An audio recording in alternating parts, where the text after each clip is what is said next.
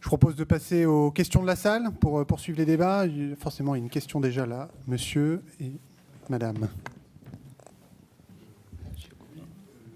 Attendez juste qu'on vous passe le micro.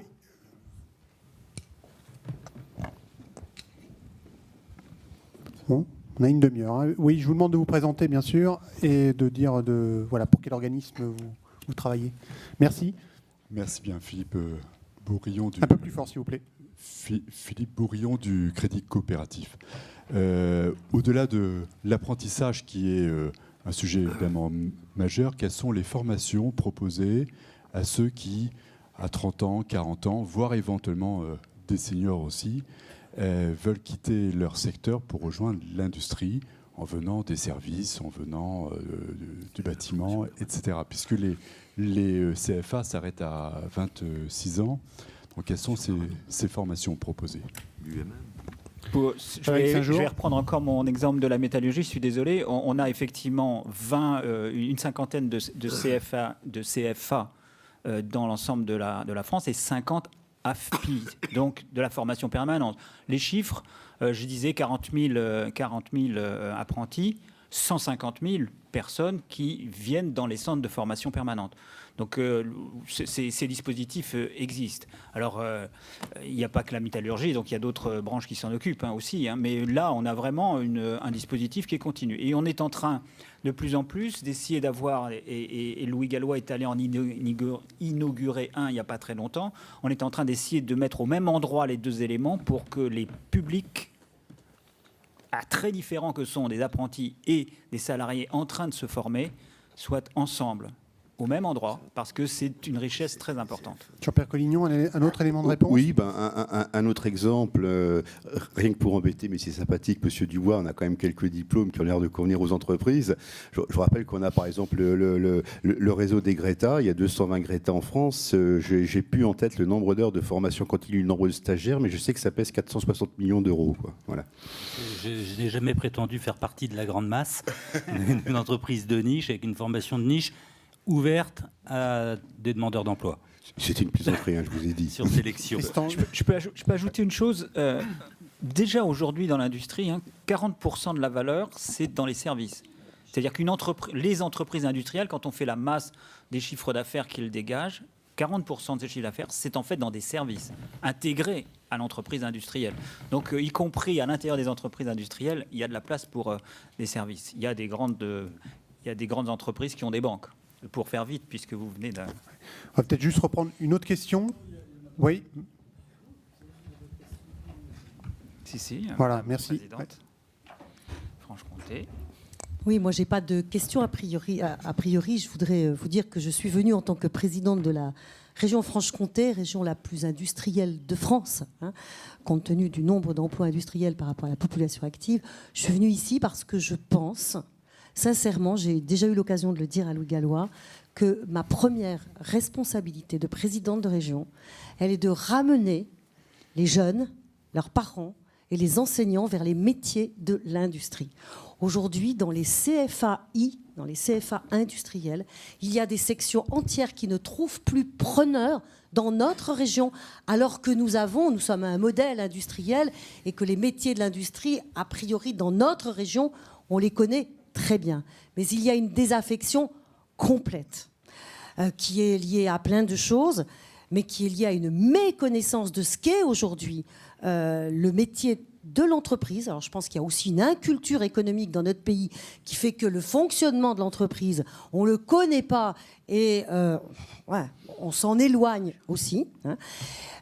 Et donc, dans ma responsabilité, avant même de mettre en place les formations adaptées aux chefs d'entreprise, et on le fait, ça a un travail dans la dentelle avec les chefs d'entreprise pour pouvoir financer avec le chef d'entreprise les formations adaptées. Avant même cela, il faut retrouver le chemin qui amène les jeunes dans les entreprises.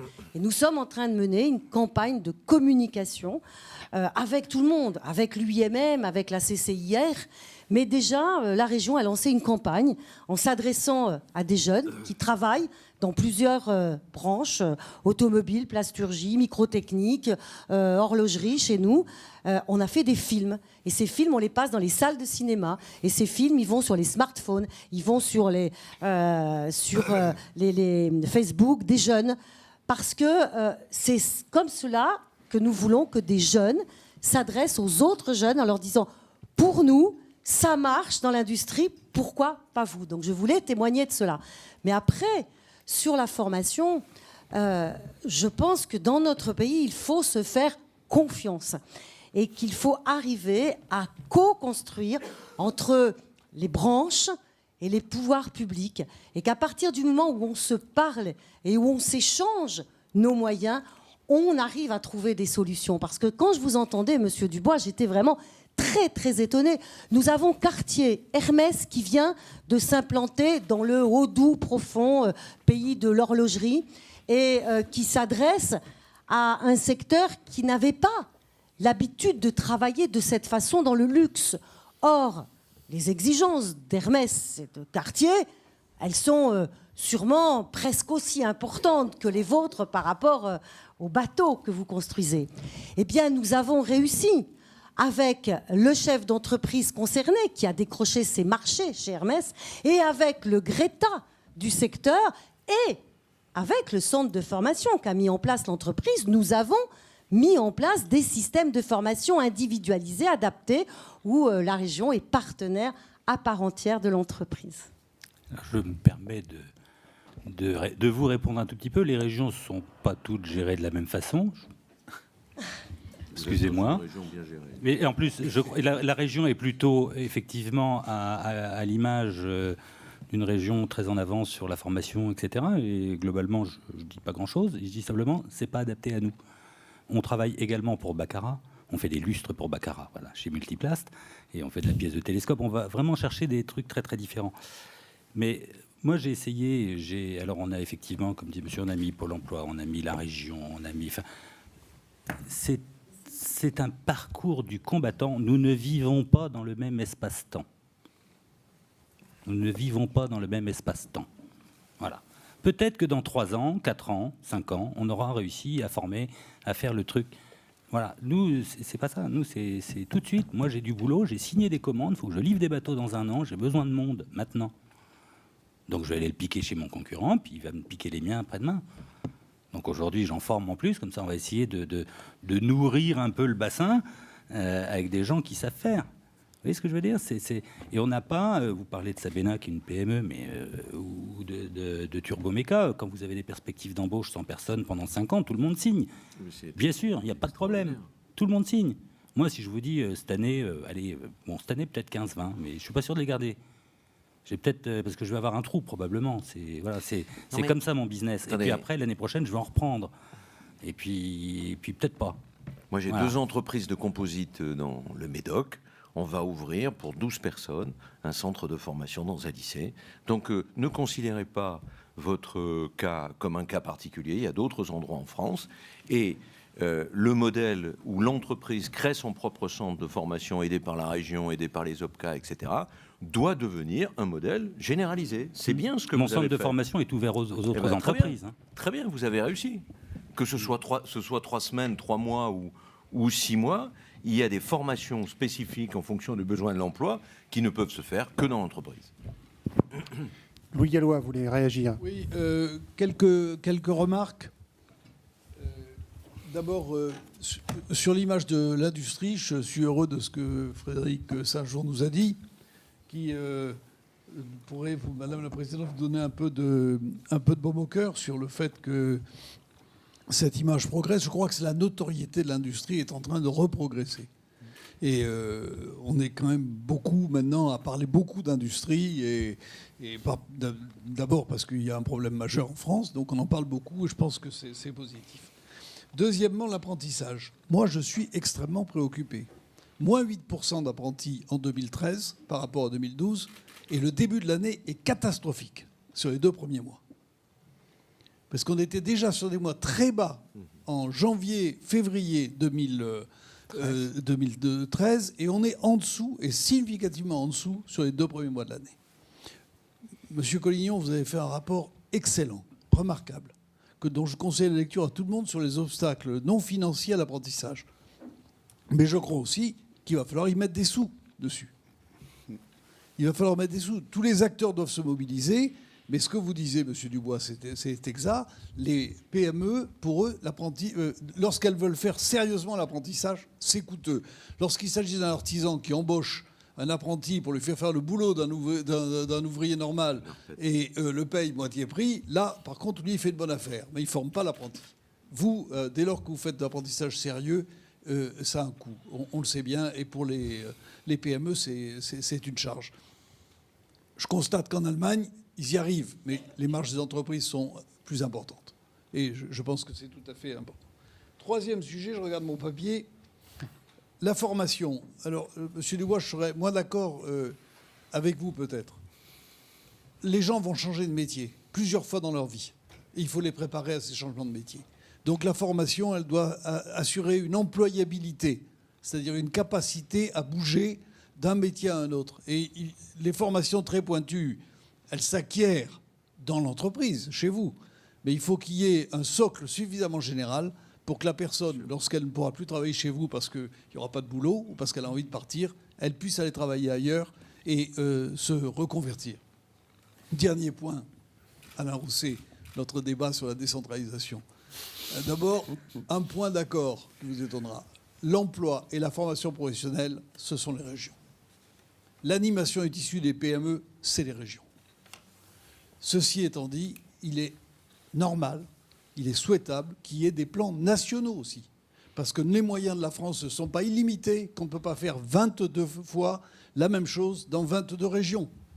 Moi, vous avez un IDEX chez vous, par exemple, sur lequel nous mettons beaucoup d'argent. On ne peut pas faire 22 IDEX en France. Hein, il y en a un chez vous, il y en a un à Bordeaux. D'accord. Voilà. Et deuxièmement, le véhicule de litre. Je suis désolé, mais c'est une affaire nationale. Ça peut être soit Peugeot, soit Renault, soit les deux.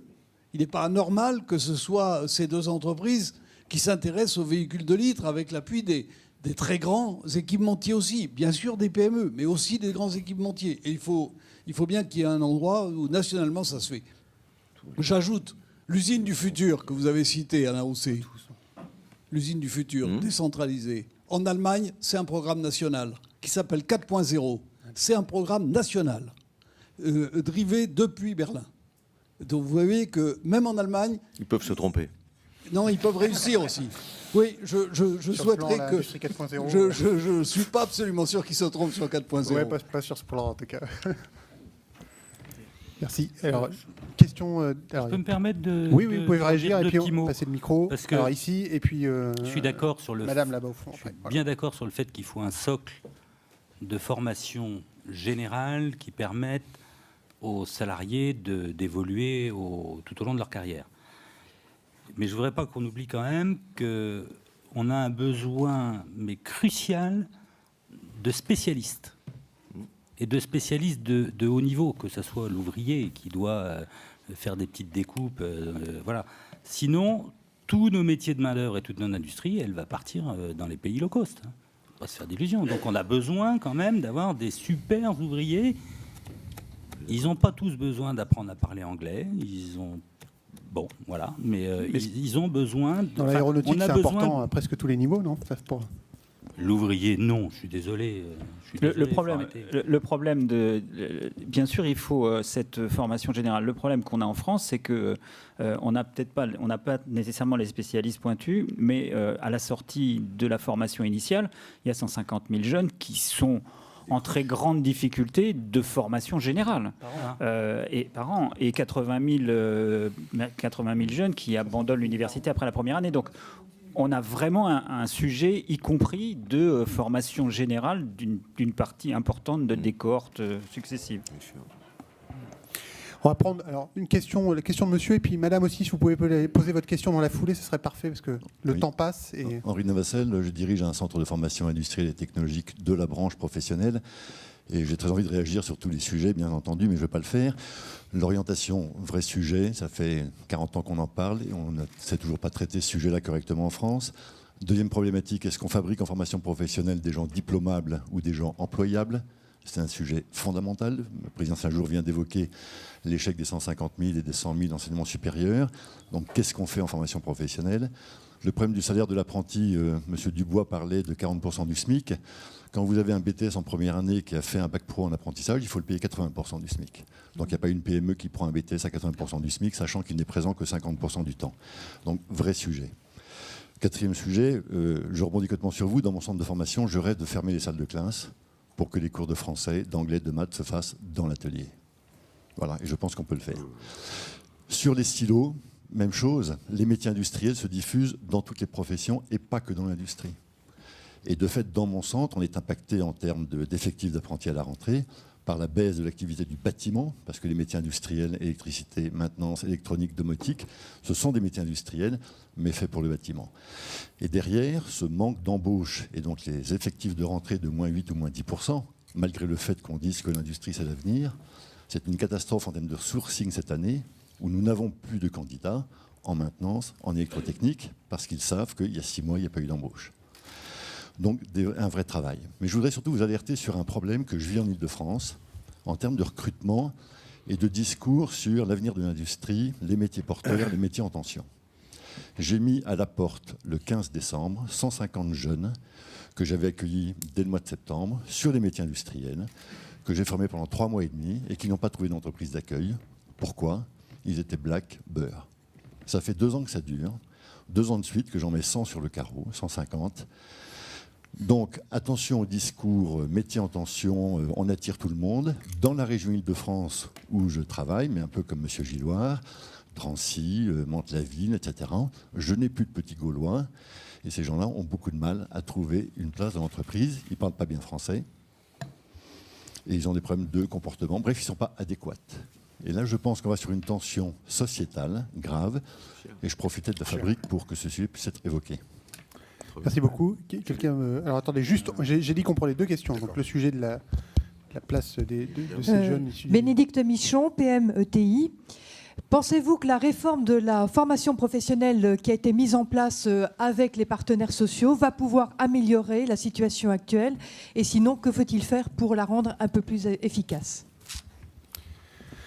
Ok, on va déjà répondre à ces 2 questions. Donc sur le témoignage que vient de nous livrer Monsieur de Navassel, qui est tout à fait inquiétant. Oui. Enfin, en tout cas, je dis mon sentiment personnel, très inquiétant. Tout à fait, ça me permet de rebondir sur quelque chose quand même que je souhaitais dire. Tout d'abord, rapidement, sur le côté pédagogique, l'enseignement général ou tiré par l'enseignement professionnel, je suis tout à fait, non seulement tout à fait d'accord, mais c'est bien que nous le proposons.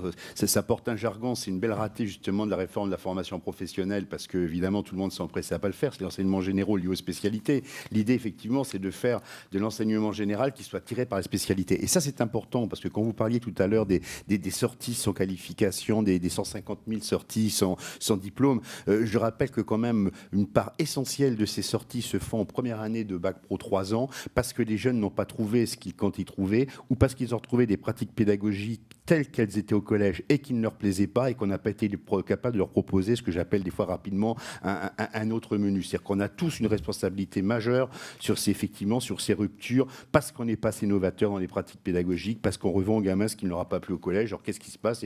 Ils s'en vont, sans parler effectivement des erreurs d'orientation, il y a une discussion de tout à l'heure que je voudrais pas relancer. Sur employable et diplômant, moi j'aimerais bien qu'on puisse faire les deux, je vois pas tellement pourquoi on met ça en opposition. Par contre, ce qui me semble tout à fait important dans plusieurs propos, c'est cette idée effectivement d'un socle qui ne serait pas que l'enseignement général, un socle professionnalisant. Et on sait très bien que de plus en plus, on voit fleurir soit effectivement des titres de branche, soit des mentions complémentaires. On a fait quelques-unes. Je crois de plus en plus dans un système effectivement qui ont un certain nombre d'années, 3 ans pour un bac pro, 2 ans pour un BTS, donne un socle aux gens, et qu'on peut faire une spécialité éventuellement dans l'entreprise par une année complémentaire qui peut s'appeler une licence professionnelle au niveau du poste BTS, ou qui s'appelle une mention complémentaire ou un titre au niveau d'un poste bac pro. Et là-dessus, il y aurait beaucoup de choses à faire. Le dernier point, c'est ce que vous avez dit sur le manque d'élèves. Je vous rappelle quand même très rapidement qu'à l'heure actuelle, la voie professionnelle, c'est 657 000 jeunes en statut scolaire et c'est 436 334 34 apprentis, ça fait quand même du monde. C'est en gros 35% du flux post-troisième. Ce qui m'interpelle, moi, quand même, c'est de voir que ces jeunes-là sont à raison de quasiment 56% dans des formations, des services, et 44% dans toutes les autres, industrie, mais aussi bâtiments, et j'en passe, et des meilleurs. Donc là, il y a sûrement des choses à gagner, parce qu'on a beaucoup parlé de la société de service. Moi, j'ai l'intime conviction qu'il y a un peu trop d'élèves en première et terminale gestion des administrations. Avec 100 000 élèves, dans mes collègues disent que c'est la véritable catastrophe de voir ces jeunes s'empiler dans ces bacs pro de la gestion d'administration qui les amènent directement au chômage ou à des emplois sous-qualifiés. Donc là, il y a un vrai travail de fond. Et puis, mon dernier point, et je me tais, ça rejoint un peu votre histoire du pâtissier à qui on a proposé de faire l'électronique. J'ai envie de faire un petit peu la provocation sympathique, mais que je fais assez souvent en ce moment. Tout ça, ça ne marchera que si dans notre pays, on revalorise enfin la voie professionnelle. Je m'explique. Qu'on arrête de mal interpréter des politiques nationales sûrement judicieux. Je pense par exemple aux 50% de jeunes d'une génération qu'il faut mener dans l'enseignement supérieur, au moins au niveau licence. Ça aboutit à quoi? Ça, fondamentalement, ça aboutit à une véritable course en avant au fait qu'en classe de troisième, lorsqu'un élève standard ou bon élève a envie de faire un truc de pâtissier ou un bac pro, tout le système met de l'énergie pour l'envoyer impérativement en seconde générale et technologique, parce que dans la tête des gens, envoyer beaucoup de gens au niveau bac plus 3, c'est en envoyer surtout, j'ai entendu le mot tout à l'heure, par la voie générale, via des bacs S. Le jour où on arrivera à faire comprendre, ce qui est déjà le cas, qu'en commençant par un CAP, qu'en commençant par un bac pro, on peut faire après une licence et un diplôme d'ingénieur, et que emmener beaucoup de gens dans l'enseignement supérieur, c'est pas forcément uniquement par la voie générale. Je crois qu'on gagnera beaucoup de choses pour la voie professionnelle et le nombre d'apprentis et le nombre d'élèves des lycées professionnels. Et juste un mot de réaction aussi sur. Personne ne réagit sur la dernière partie de son témoignage qui me semblait quand même la plus. Non, mais il a trouvé 150 jeunes qui étaient prêts à apprendre des métiers industriels et les entreprises n'en ont pas voulu. Moi, ça m'inquiète. Personne ne réagit là-dessus. Finalement, c'est l'essentiel du témoignage pour moi. Ils n'en ont pas voulu pour des raisons des diplômes, précises. etc. Oui, pour des raisons très précises. Donc voilà, je voudrais vous entendre réagir là-dessus parce que quand même, là, on est en face de la réalité. On est, en tant qu'élu, j'ai été maire d'une ville qui a des cités d'habitat social. J'ai senti dans ces élections une détention encore plus grave qu'avant. Pour des raisons d'accès à l'emploi, pour des raisons, quelles que soient d'ailleurs les sensibilités des villes, une vraie révolte liée à une absence de reconnaissance. Je vais faire une expérience sur une cinquantaine de jeunes qui sont dans un club là, de foot pour voir, et parfois avec des diplômes supérieurs, l'adresse, la tronche, le nom. Encore une fois, je veux dire, là, on est tous concernés, l'entreprise, les pouvoirs publics, parce que les pouvoirs publics vont faire une salle de boxe, vont faire un accompagnement aux devoirs, mais si après, c'est pas, on va pas pouvoir recruter tout le monde comme animateur de quartier. Donc, on voit bien que le monde dans lequel on est, c'est un monde qui appelle à une réponse collective. Et moi, je suis inquiet parce que ce témoignage, je l'ai de la part des jeunes. Et c'est inquiétant.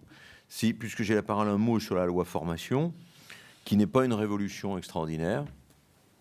Je parle sous le contrôle de Marie Guitte, qui n'est pas du tout une révolution. Il y a un petit peu de changement au niveau du financement.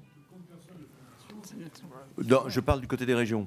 Il va y avoir un système d'une nouvelle gouvernance quadripartite avec État, région, partenaires sociaux, employeurs et salariés. Et effectivement, on va travailler un peu plus ensemble à l'échelle régionale. Et effectivement, le compte spécial de formation tout au long de la vie est là plutôt quelque chose de très positif. Je peux rebondir là-dessus. Il y a deux quand même innovations très importantes dans cette loi. C'est redonner la responsabilité aux personnes concernées. D'abord sur les plans de formation, donc en donnant aux entreprises la liberté de faire leur propre plan de formation et donc de ne pas être obligés de passer par des intermédiaires. Et puis le second, c'est le compte personnel de formation. Parce qu'encore une fois, c'est plus quelque chose qui est attaché au contrat de travail, mais qui est attaché à la personne, qu'elle soit demandeur d'emploi, qu'elle soit salariée. Et donc elle va pouvoir gérer sa formation pour résoudre un certain nombre des problèmes qu'on a évoqués tout au long de la séance, mais aussi elle va prendre conscience de l'importance qu'est la formation dans sa vie professionnelle et dans sa vie tout court. Et ça, c'est vraiment une révolution, une vraie révolution. Et c'est un élément qui est, je crois, vraiment très fondamental. Et donc, si on combine la liberté du plan de formation par l'entreprise et le compte personnel de formation qui donne la responsabilité de sa formation à la personne, je trouve qu'on a un nouveau schéma qui est vraiment clé pour améliorer le dispositif. Je propose de reprendre 2 questions. Je suis désolé, le temps passe. Oui. Bonsoir. Moi, je fais partie d'un Ce sera les collectif. 2 dernières, je suis désolé. D'un collectif de citoyens sortis de leur vie professionnelle et qui s'investit maintenant sur l'insertion des jeunes. Et donc, c'est un témoignage dont je voudrais vous faire part.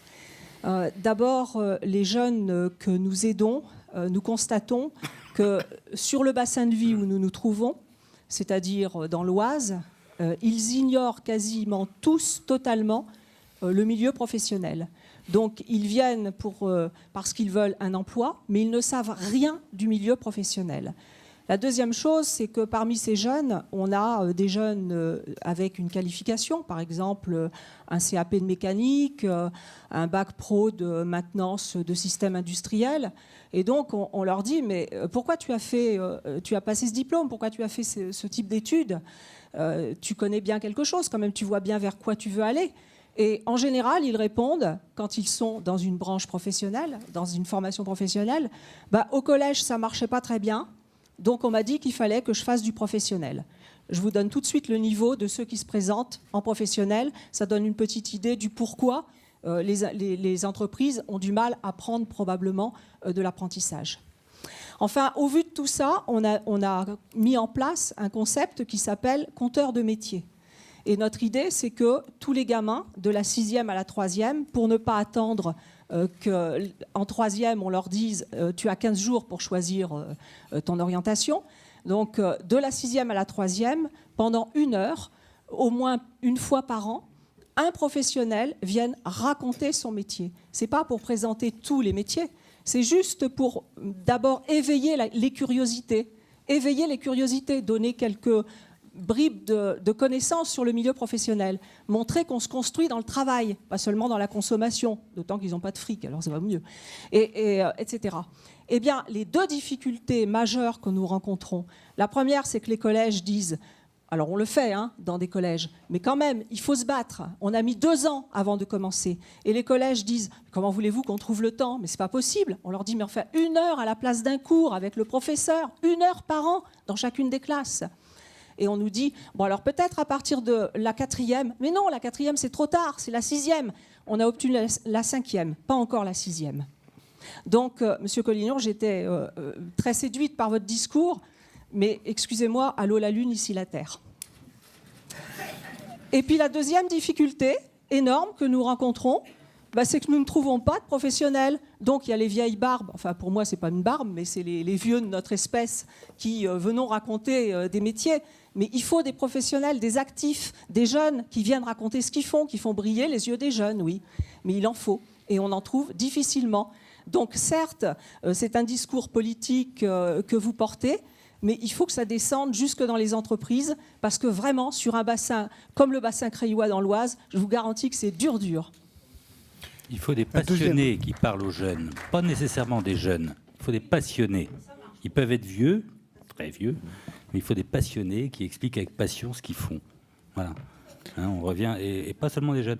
Moi, je voudrais revenir, alors vite fait. Attendez, juste après vous reprenez la parole. Une question, j'avais dit une question parce qu'après c'est fini en fait. Donc s'il y a une question, une dernière, voilà. Terminé en tout cas dans cette salle, parce qu'après on pourra poursuivre les dialogues ensemble. Bonsoir, Philippe Novelli, je suis le président d'une chambre syndicale de la métallurgie de la Loire-Atlantique. Je voudrais apporter un témoignage sur une action qui est déployée en ce moment dans la région Pays de la Loire, qui s'appelle l'ORCI, l'Observatoire régional des compétences industrielles. La problématique de la formation est d'une complexité extraordinaire. Cette table ronde a pu le témoigner. On n'est plus à une époque où c'est Paris qui va décider de ce qu'il va falloir faire au niveau formation. Le principe même de l'Observatoire, c'est de mettre autour de la table les pouvoirs publics, l'État, la région, les industriels, représentés par la Chambre syndicale, et un acteur important, M. Louis Gallo a présidé à cette destinée, qui est les IRT et l'IRT Jules Verne. Donc, de mettre autour de la table tous ces acteurs, de mesurer les besoins de formation sur le territoire, de partager les mêmes informations, et par là, arriver à petit, driver les opérations de formation sur l'ensemble du territoire. J'ai entendu, M. Rousset, des propos qu'on peut retranscrire aussi sur la région des Pays de la Loire. Au fin fond de la Vendée, il y a des pépites industrielles. Il est scandaleux d'imaginer sacrifier cette pépite industrielle-là qui apporte de la plus-value, de l'emploi, de la sociabilité, du lien social. Il serait très facile dans cette région d'imaginer que tout va tourner autour de Nantes, avec les 2 sites d'Airbus, avec l'IRT, avec STX, avec des CNS. Mais non, la France, ce n'est pas que ça. Il faut arriver aujourd'hui par une mise en réseau, à une innovation en matière de formation, à trouver des solutions à un problème d'une complexité qui dépasse ce qu'on a pu vivre lors de la reconstruction de la France après les 2 guerres mondiales. Je ne doute pas, et en tout cas, au niveau du territoire, nous mouillons sacrément la chemise. On a la chance, là aussi, d'avoir des acteurs qui répondent favorablement à toutes ces suggestions. Mais il faut vraiment que tous les acteurs se mobilisent. L'éducation nationale, la région, les rectorats, les branches. Je parle de la métallurgie, je dirige cette chambre localement, mais pas que la métallurgie, toutes les branches et les grands acteurs régionaux industriels pour que l'on arrive à trouver la solution appropriée à cette complexité, cette aberration que l'on vit en France où on a des chômeurs et des emplois à côté qui ne sont pas pourvus. Merci pour ce témoignage, ces 2 derniers témoignages. Une réaction, Monsieur Dubois. Je vais répondre Monsieur à Rousset Philippe. va être obligé de nous quitter, donc voilà. Mais... Je vais répondre à Philippe, puisque habitant à Nantes et ayant siégé quelques années au bureau de l'UIMM départemental, je vais revenir te voir avec une formation de chaudronnier. Une formation de chaudronnier, ils n'auront pas le bac, parce que je pense qu'il faut arrêter de vouloir former des jeunes qui ont le bac. On n'a pas besoin du bac pour faire des ouvriers chaudronniers qui tapent pendant 8 heures par jour avec un maillet de bois sur une pièce en alu. D'ailleurs, s'ils ont le bac, ils ne font pas ce métier-là. Hein, donc, il faut aussi valoriser la formation d'ouvriers en tant que telle. Alors, on n'appelle plus ça ouvrier, on appelle ça opérateur. On appelle ça opérateur. Mais opérateur, c'est bien. Opérateur, on peut gagner sa vie correctement en faisant un beau métier, en construisant des avions, en construisant des bateaux. Et en fait, on part toujours dans l'idée, on va faire un bac, après un bac, on fera un BTS, après un BTS, on fera une licence. Non, il y a des gens qui vont s'arrêter avant même le bac. Et c'est ceux-là, en fait, les 100 000 dont il va falloir s'occuper demain. Et ceux-là, ils sont blancs, black, jaunes, beurre et compagnie. Hein, j'ai une société à Nantes, j'ai 12 nationalités dedans. Voilà, ça se passe très bien. On a monté un établissement secondaire en Picardie. On a envoyé un Marocain. Il a tenu 2 ans, le pauvre garçon, je l'ai rapatrié. Il y a des régions plus ou moins ouvertes. Il y a des entreprises plus ou moins ouvertes, il y a des patrons plus ou moins ouverts, et après, c'est un état d'esprit. Voilà. Mais je vous rassure, à Vannes, je dois avoir une nationalité. Breton. Et j'y arrive pas. Ils sont bretons. Deux remarques. La première sur ce qui vient d'être dit. L'avantage des métiers, de nos métiers, c'est que, y compris en n'étant pas allé jusqu'au bac et en commençant chaudronnier, on peut évoluer. Et ça, c'est vraiment très important. C'est un secteur économique où c'est possible. Et ça, c'est vraiment important en termes d'attractivité pour les jeunes. La deuxième remarque que je voulais faire, c'est à propos de l'insertion. 100% d'accord avec tout ce que vous avez dit. C'est pour ça d'ailleurs qu'au sein de l'UMM, face à ces sujets-là, on a créé un fonds de dotation sur l'insertion.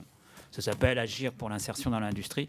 On l'a créé avec l'argent des entreprises de la métallurgie. On a maintenant 13 000 personnes qui sont supervisées par le système. On a ramené 3 000 personnes à l'emploi. C'est absolument clé que nous nous mobilisions tous à nos endroits, comme on peut, avec les moyens qu'on a, petits, moyens ou gros, pour traiter ces sujets-là, parce que sinon, on va avoir une société tellement fractionnée qu'on ne pourra plus avoir un projet global pour notre pays. Donc c'est vraiment très important de travailler aussi là-dessus, et je suis 100% d'accord avec ce que vous avez dit. Voilà, merci à tous d'avoir participé à cette table ronde. Je crois qu'on peut applaudir mes invités.